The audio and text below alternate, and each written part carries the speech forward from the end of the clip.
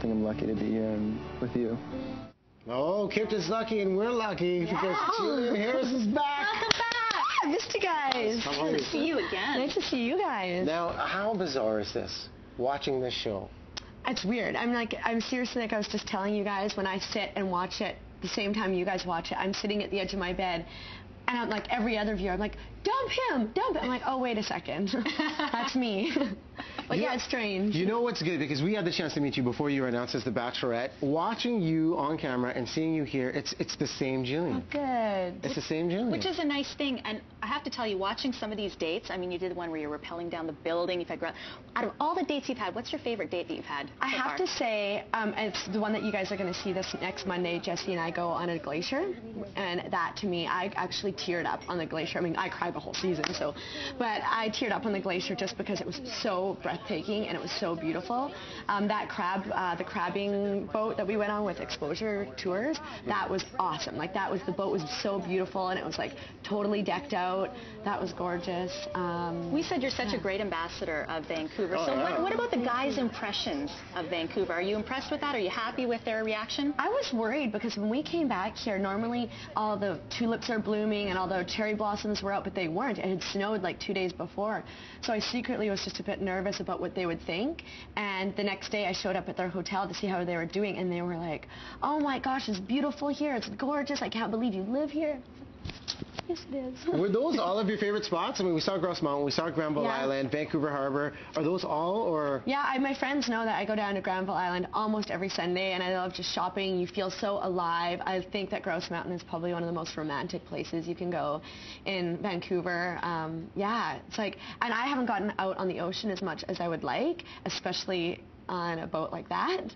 But yeah, I mean, I think what they asked me before I left was, what would you want to do in Vancouver that anybody with no amount, like with an endless amount of money, what would you want to do? And I'm like, I don't know, go kayaking? Like, no, Jill, any amount of money. I'm like, I just want to live in my city. I just want the guys to see what I do in my city. Yeah. Yeah. Well, people are really embracing watching the show. I mean, they're really taking ownership and pride over you. There's viewing parties all over the place, Jillian. In fact, a couple of nights ago, of course, on Monday night, there was a big viewing party at the Hotel Van. And we actually had a few questions that were asked. Okay, so perfect. Oh, Lordy. Just watching the show, and I was wondering where you get your clothes. They're really nice. That's a popular question. All of the emails we're getting about the clothes. Well, it's no secret, I'm a huge Aritzia fan. I just find their stuff, like, it's timeless, it fits good, the price point's, like, good. You can get an expensive pair of jeans and you can get a shirt for 30 or 40 bucks.